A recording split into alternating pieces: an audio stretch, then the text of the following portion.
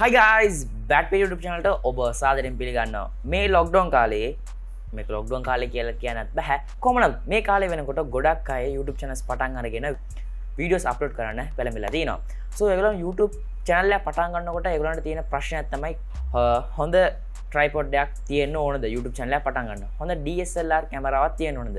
නැත්නම් හොඳ lightning system එකක් තියෙන්න ඕනද? background එකට අදාළ දේවල් තියෙන්න ඕනේද කියන එක තමයි ඒගොල්ලන්ට ලොකු ප්‍රශ්නයක් හැටියට තියෙන්නේ. ඒ හැරුණම editing කරන්නට ලොකු PC එකක් තියෙන්න ඕනේද? මොන ලොකු software සල්ලි දීලා මිනිට ගන්න ඕනේද කියන ප්‍රශ්නවත් ඒගොල්ලන්ට තියෙනවා. අද අපි වීඩියෝ එකකින් බලන්න යන්නේ ගෙදර තියෙන ලට්ට use කරගෙන කොහොමද සුපිරි මෙන්න මේ විදියට සුපිරිම වීඩියෝ එකක් හදන්න කියලා තමයි. So අද වීඩියෝ යන කලින් ඔයාලා තාප channel subscribe කරන්න නැත්නම් subscribe කරලා ඊළඟ notification bell එක තමන්න මාව ඉස්සෙල්ලා follow කරන්න මගේ Facebook page එක like කරන්න. අද වීඩියෝ එක ගොඩක් interesting වෙවි. So වැඩි කතා නැතුව යම් වීඩියෝ එකට.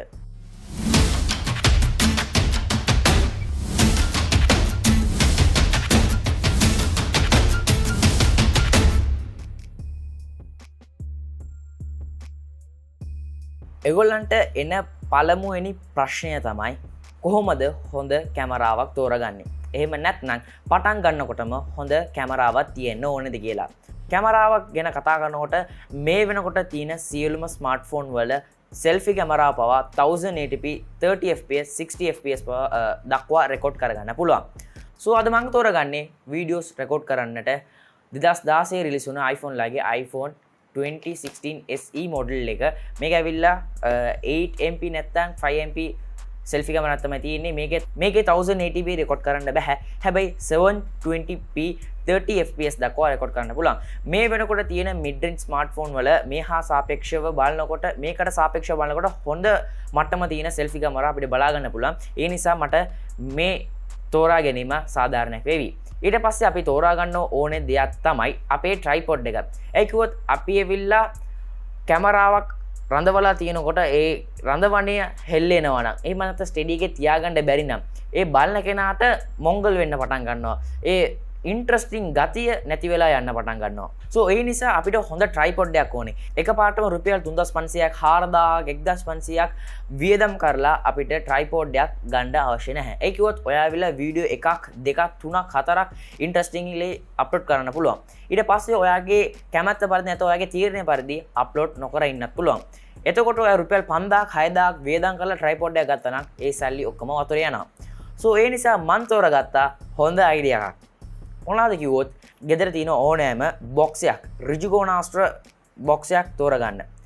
හරියටම මෙන්න මේ වගේ. මේක ඇවිල්ලා පට්ටම ගැතයි. මම ඇවිල්ලා වීඩියෝ එක ලස්සනට පේන නිසා තමයි තෙල් කොළ ඔක්කොම භාවිතයෙන් මම මේක ලස්සනට ඔතලා තියෙන්නේ. එහෙම බොක්ස් එකක් අරගෙන ඒකේ යටපැත්ත උඩට එන පරිදි හරවලා තියාගෙන ඒක උඩින් පුංචි කාඩ්බෝඩ් කෑල්ලක් මෙන්න මේ විදියට අලව ගන්න. එතකොට අපේ tripod එක 100%ක්ම රෙඩි. මේක තමයි අපිට මේ කාලේදී අපි YouTube channel එක පටන් ගන්නකොට මුල් අවදියේදී ගන්නම පුළුවන් කියන්නේ buy කරන්නම පුළුවන් minimalisticම tripod එක. මේකේ හොඳ quality එකක් තියෙනවා. ඒ කියන්නේ පල්ලේ තියෙන plastic frame එකක් මගේ නම් ඒ නිසා හොඳට අපේ phone එක අපිට මෙන්න මේ විදියට රඳවගෙන තියන්න පුළුවන්. ඒ නිසා අපේ වීඩියෝ එක හෙල්ලෙන්නේ නැහැ. අපිට කිසි ප්‍රශ්නයක් ඒකෙන් සිදු වෙන්නේ නැහැ. ඊට පස්සේ අපි කතා කරන්න ඕනේ දෙයක් තමයි අපේ මයික්‍රොෆෝන් එක. එහෙම නැත්නම් sound quality එක.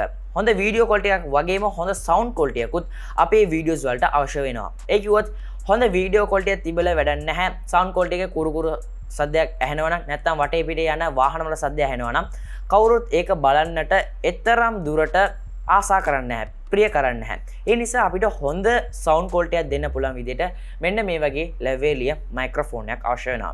පටන් ගත්ත ගමන්ම රුපියල් 5000ක් 6000ක් ඒකටම වියදම් කරන්නේ නැතුව ගෙදර තියෙන හොඳම මට්ටමේ ඉයර්ෆෝන් එක තෝරගන්න. So අද මගේ වීඩියෝ තෝරගන්නේ MI ලාගේ ඉයර්ෆෝන් එකක්. මේක රුපියල් 1000ක් 500ක් අතර මුදලට මේක මිලදී ගන්නට පුළුවන්. MI කිව්වට මේක MI ලාගේම නෙමෙයි. ඒ වගේ තියෙන කොපි එකක්.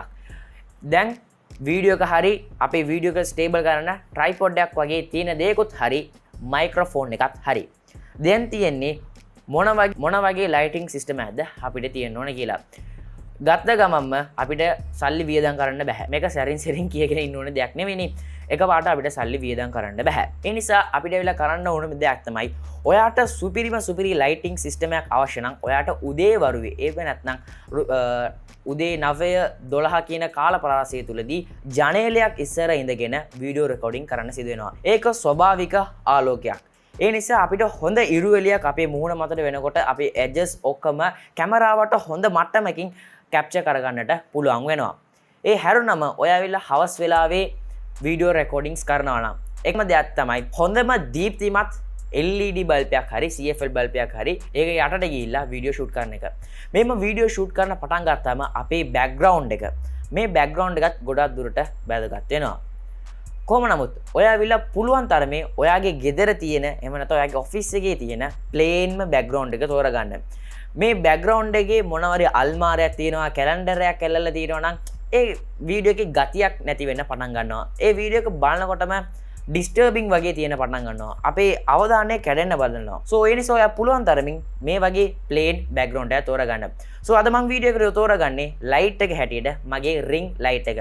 මේ රින් ලයිට් එක ලොකු රින් ලයිට් එකක් නෙමෙයි පුංචි රින් ලයිට් එකක්. හරියටම කියනවා නම් 15 cm රින් ලයිට් එකක්. අන්තිමටම කතා කරන්න ඕනේ දෙයක් තමයි අපි ෆෝන් එකේ ෂූට් කරලා හොඳ ඉයර්ෆෝන් එක මයික් එකක් හැටියට තෝරගෙන ෂූට් කරාට පස්සේ කොහොමද මේක එඩිට් කරන්නේ? එඩිට් කරන්නට PC එකක් අවශ්‍ය වෙනවද? Adobe Premiere Pro එහෙම නැත්නම් DaVinci Resolve Filmora වගේ softwares සල්ලි දීලා මිලදී ගන්න ඕනද? එහෙම අවශ්‍ය වෙන්නේ නැහැ. අපේ ෆෝන් එකේ තියෙන chipset RAM එක මත අපිට ෆෝන් එකේ තියෙන බලගතු editing softwares අපේ ෆෝන් එකේම run කරගන්න පුළුවන්. අද අපේ වීඩියෝ එක සඳහා මම තෝරගත්තේ InShot editing software එක. මේකෙදී අපිට overlays දාන්න පුළුවන්. ඒ වගේම මේ වෙනකොට overlays එකේ pic videos upload කරන්න පුළුවන්. ඒ හැරුණම ටෙක්ස්ට් දාන්න පුළුවන් ස්ටිකර්ස් තියෙනවා. ඒ වගේම ඒකේ transitions තියෙනවා. ඒකේම built in music උත් බලා ගන්නට පුළුවන්. ඒකේ තියෙන තවත් main දෙයක් තමයි අපිට ඒකේ color grading පවා කරගන්න පුළුවන්. සෝ අද මගේ මේ outro එකේ ඔයගලන්ට බලා ගන්න පුළුවන් වෙන්නේ මං කිව්ව දේවල් components හැටියට use කරගෙන හදපු වීඩියෝ එකක් විතරයි. හොඳ කැමරාවක්, හොඳ ලයිටිං සිස්ටම් එකක්, හොඳ එඩිටිං software එකක් use කරගෙන හදපු වීඩියෝ එකක් නෙමෙයි. සෝ තවත් හොඳ වීඩියෝ හැම එකක්. හරි guys, දැන් ඔයගොල්ලන් අහගෙන ඉන්නේ මං කිව්ව විදියට තෝරගත්ත ෆෝන් එකේ කැමරාවයි මං කිව්ව විදියට තෝරගත්ත tripod එක වගේ තියෙන දෙයක්ුයි මගේ earphone එකේ microphone එක plain background එක හදපු වීඩියෝ එකක් තමයි මේක තමයි මේ වීඩියෝ එකේ outro එක වෙන්නේ.